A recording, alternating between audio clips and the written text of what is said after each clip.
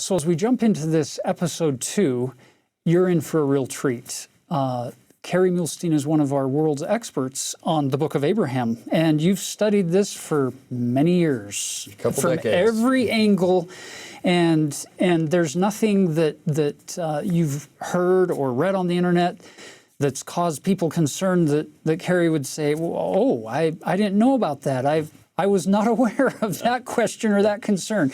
So this is going to be a wonderful opportunity for you to get kind of an overview of the whole book of Abraham. Where did we get it? What is the history of the book, and how did it come to be? And then some of the questions that surround maybe its provenance, its Genesis. Where did we get it, and what does it entail for us? As well as then, what are some of the unique and beautiful cosmic doctrines that are added to our scriptural canon through the Book of Abraham? So, Kerry, let's jump in. Book of Abraham, where did it come from? So, it comes from Abraham. There are a lot of things we don't know, and that's one of the things you're going to find, is there are a lot of things we don't know and a lot of things we do know, which is true of the Bible as well. We just don't talk about that as much with the Bible. There are a lot of things we don't know exactly how we got this and so on. We just have a later copy of it, right? That's what we have with the Book of Abraham. We know Abraham writes the original. I don't know when. I don't know what on. Is he writing this on papyrus, parchment, clay tablets? I don't know what he writes it on. But he writes it, and we don't know how it's transmitted over time. We know that any ancient document, it's not going to last that long. And so any ancient document we have now, it's very, very rare that we have the original. And we don't have the original for any scriptural books. We have a copy of a copy of a copy. And that's true of most ancient stories or anything along those lines. We have the copy of the copy of the copy. So I don't know who does the copying. I don't know when the copying happens. I don't know when or how it comes into Egypt. Abraham was in Egypt for a while, but I suspect that at least part of this book he writes after he's come back out of Egypt, probably most of it or maybe all of it.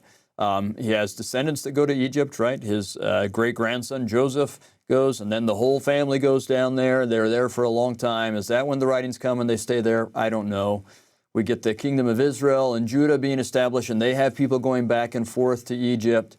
In fact, when the Jerusalem is destroyed in Jeremiah's day, Jeremiah is taken to Egypt. There's a big group of Jews that go down. Jeremiah dies in Egypt, and there's a group of Jews there from that time forward, and we get more and more and more of them, so that you get a really significant Jewish population in Egypt really from the time of the Babylonian destruction of Jerusalem.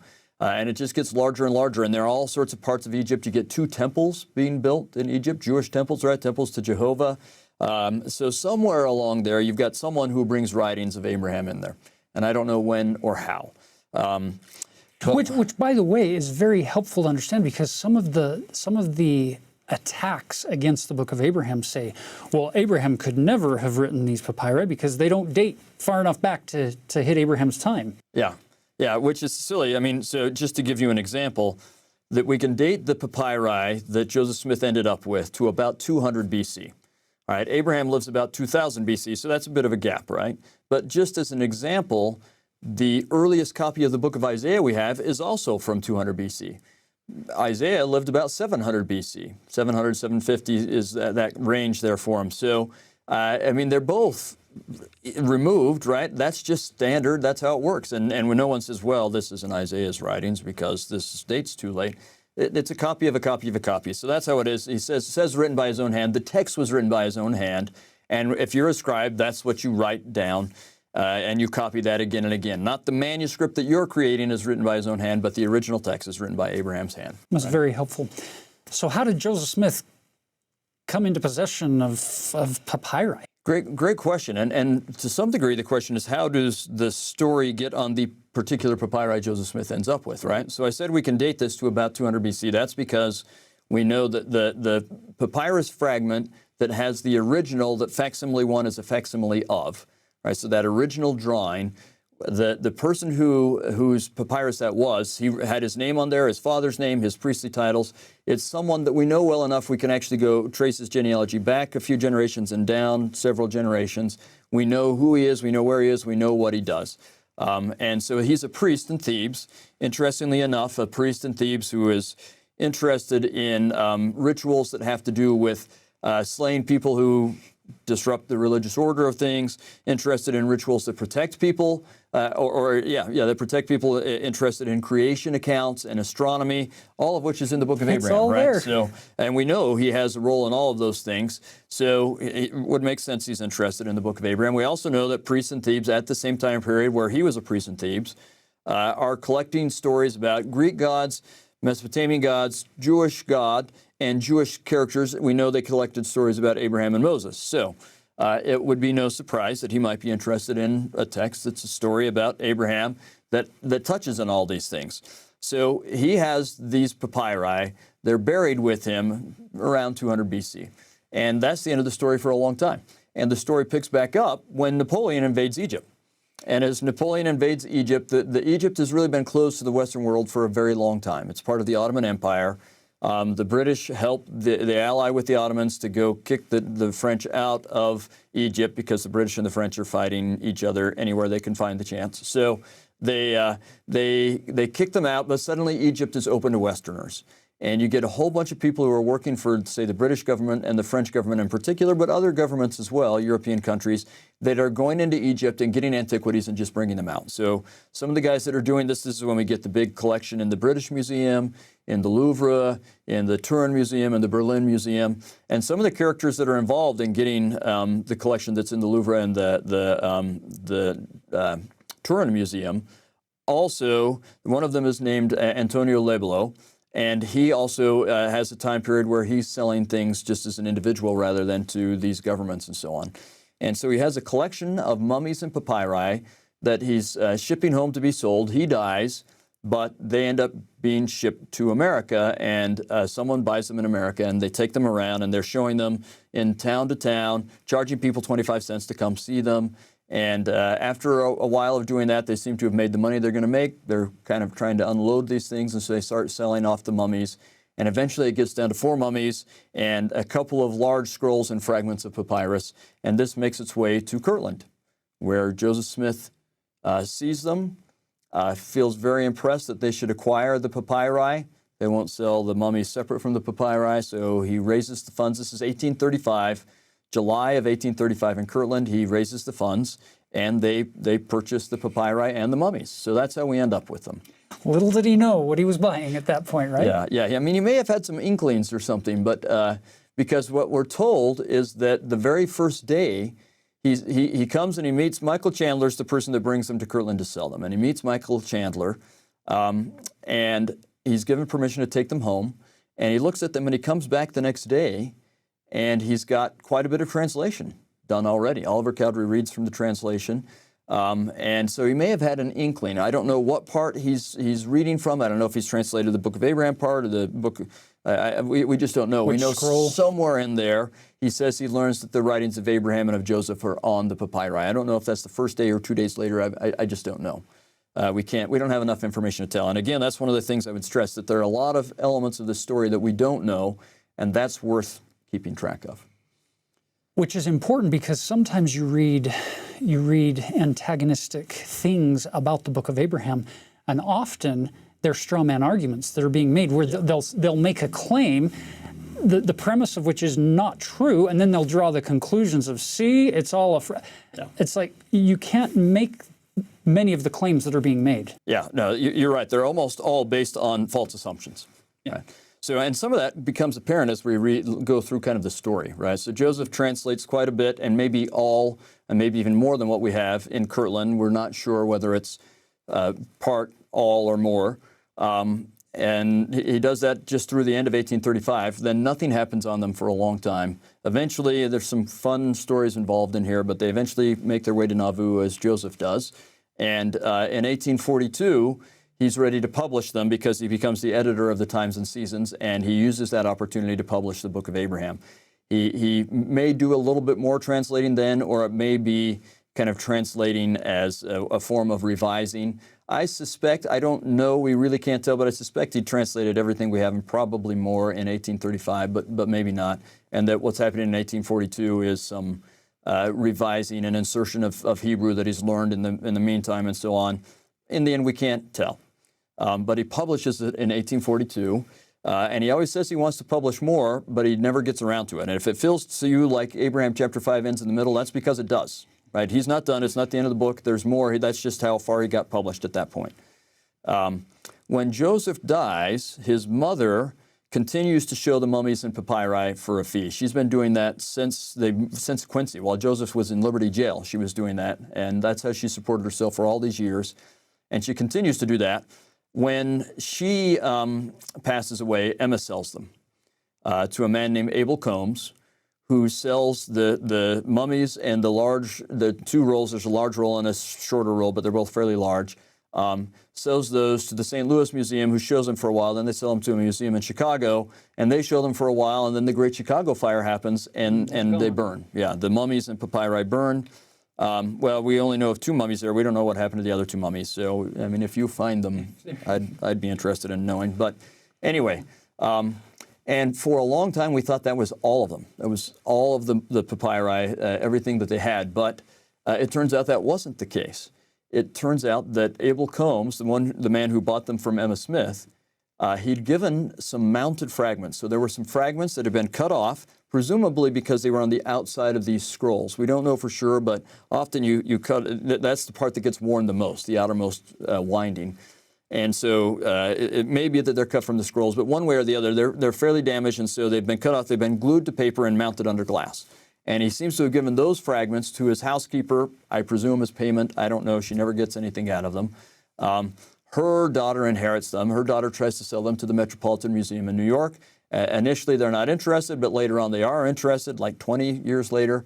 And so they work with her son to acquire these papyri, and they do. And they recognize right away that these are the papyri Joseph Smith owned for a few reasons, partially because there's a receipt from Emma Smith that says these are the papyri that her husband owned, but also facsimile one is on there and some other things. So it's 20 years after they acquire them that really these come to light again when an Egyptian scholar that's teaching at the University of Utah is doing some research in the Metropolitan Museum of New York, and he offers to be kind of a go-between between the Met and the church, and the Met gifts these papyrus fragments to the church. And this is where some of the controversy starts, because we do have one of the papyrus fragments does have the original of facsimile 1, and there's some text around it. So everyone makes the assumption that Joseph Smith is translating from the text adjacent to facsimile 1, the stuff that's right next to that drawing, right? That's a natural assumption. I can see you thinking that. And by now, we can translate Egyptian, right? So we translate Egyptian. This is in 1967. Hugh Nibley's the one that starts to work on this right away and recognizes that it's a copy of what is known as the Book of Breathings. It's an Egyptian funerary document designed to help you get where you want to be in the afterlife in the state you want to be in. Interestingly, it has some creation and protection motifs. It's actually kind of similar in content in some ways to the Book of Abraham. Obviously a different story, but similar purpose in some ways. In any case, so if you are going with the assumption that they have translated from the text that is adjacent to that drawing, and then we translate that text and it's not the Book of Breathings, then you say, oh, Joseph Smith is wrong. He messed up. Yeah.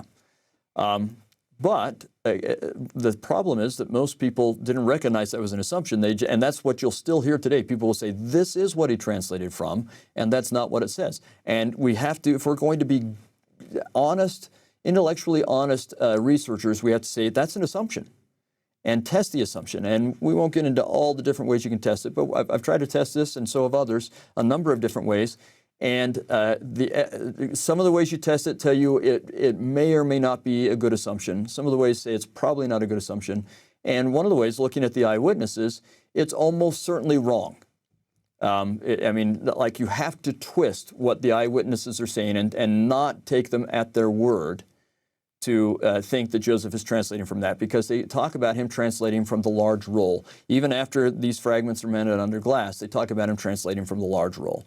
Right, so we can say that that assumption was wrong, that Joseph is translating from elsewhere. And that gets us into the question of how is Joseph translating? Yeah, we use the word translate to usually mean you've got a source language and then a destination language, and you know both of them. And so you bring text from one language into this, in our case, English, which means Joseph would have to be an Egyptologist as well as a good English grammarian, and I'm not sure he's neither. Yeah, if he's either one. Yeah, that's exactly right. So let's walk through this a little bit, Tyler, and you can help me with this. He doesn't tell us really anything about the translation process. He doesn't really with the Book of Mormon either. He never does. He doesn't let us into the back room of the translation process on any of this. There's a part of me that thinks it's because it's such a heavenly and out-of-this-world experience that he really can't describe it, and he may not fully understand it himself, right? It's something it's the power of God, and he knows it's working. I would have a hard time describing to you my inspirational experiences, right? They're not that easy to describe. So I think that may be part of why, in the end, I don't know. But let's say, okay, Book of Mormon. You just described how we usually think of translation, right? Got a text in one language, you give it text in another language. How does the Book of Mormon compare with that? What happens with the Book of Mormon? So it's fascinating because Joseph gets these plates that are written in, we find out later, Reformed Egyptian. Early on it says in the language of the Egyptians. Joseph doesn't know the first thing about Egyptian at that point. Right. And so it's revealed by the gift and power of God on the Urim and Thummim and later on the seer stone, this idea of God brings these words to light. Because Joseph is not an Egyptologist. Right. He cannot translate that record. So in this case, the text is actually physically present.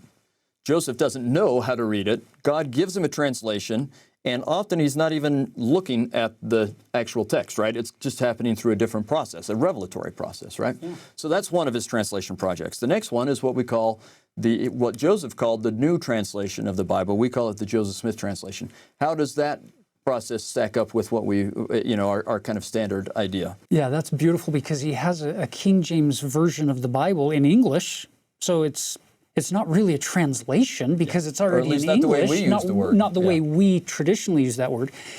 And he's reading through it and he's making edits and cutting words and adding entire sections to it as moved upon by heaven. That's what a prophet does.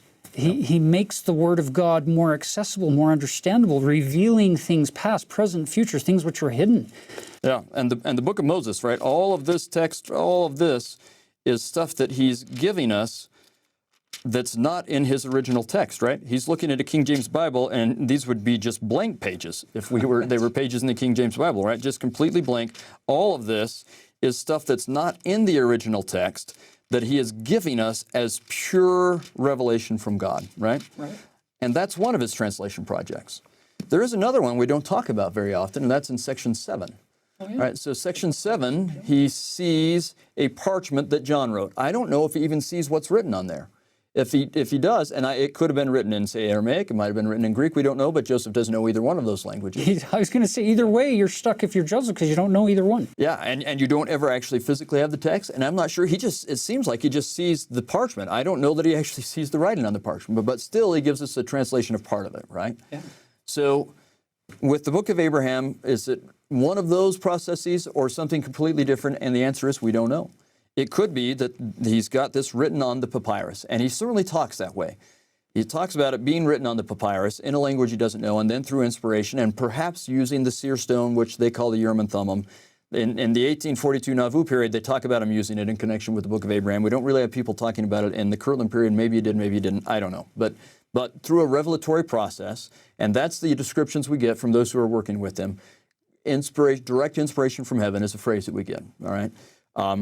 He gives us this text, perhaps a text that's written on the papyrus, and he gives it in Egyptian. Or actually, Oliver Cowdery says some of the letters look a little bit like Hebrew. Oliver Cowdery kind of knew Hebrew at the time. He may or may not know what he's talking about, so maybe it's some Hebrew writing on the text. I don't know. But it's a language he doesn't know, and he gives it to us in English. All right, that's one of the possibilities.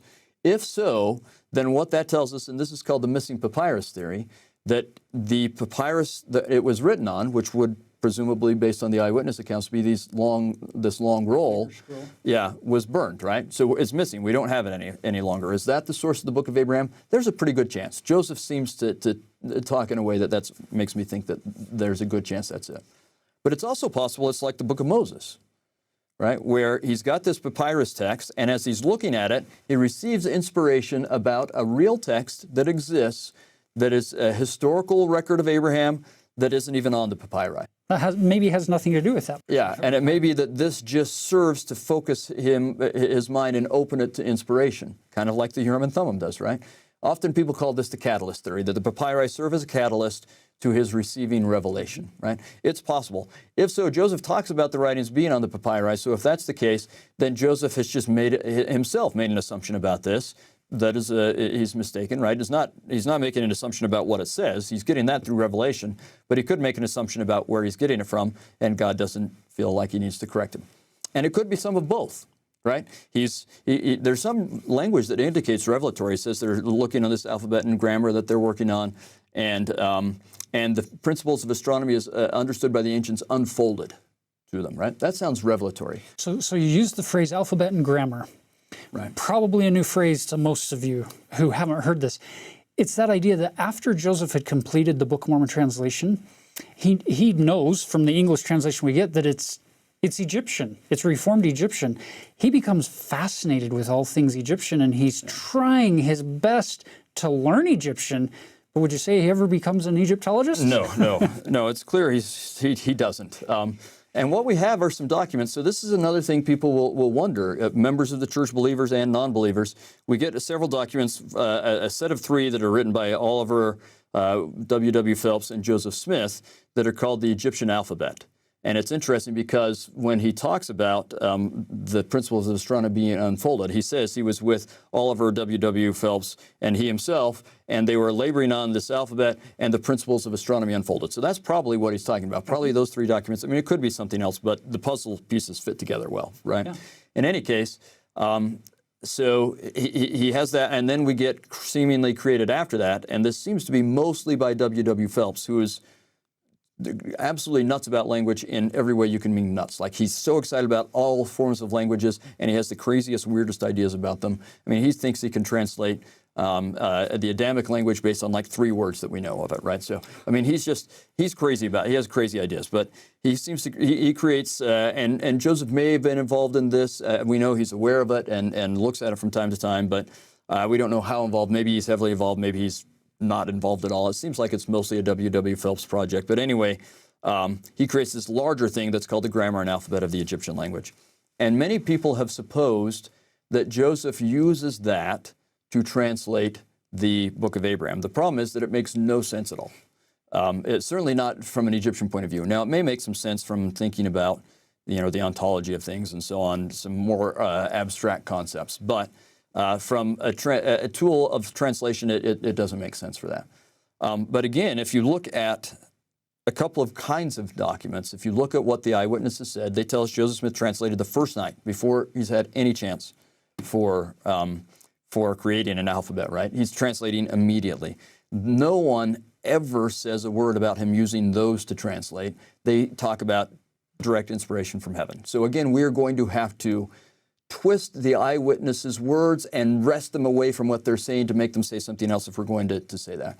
Additionally, and I've spent over the last year, as I've been working on some articles and some books and things, I've spent untold hours trying to puzzle through, well, the last couple of years, but especially the last year, trying to puzzle through these documents. And it's very clear to me, as you look at the different symbols and the way they're used in all these different documents, including in the earliest copies we have of the Book of Abraham, I think you can show that they are not used to translate. You can't figure out what they are going to do. You can just figure out what they don't do. So from every way of trying to look at this from an analytical perspective, those documents are somehow associated with the Book of Abraham, but they're not used to translate it, either from the historical sources or including the historical sources that are these alphabet and grammars. So that's not what's going on there. That's very helpful. By the way, there are a lot of resources available. You don't have to suffer in silence, so to speak, among all the arguments that are out there. There are some great sources to help you navigate the complexity that we're jumping into here with the Book of Abraham, and we'll put some links to some of those books and web resources in the description below. if you want to study a little deeper. Good. Yeah, and I find people often do. So that would be great if we did that.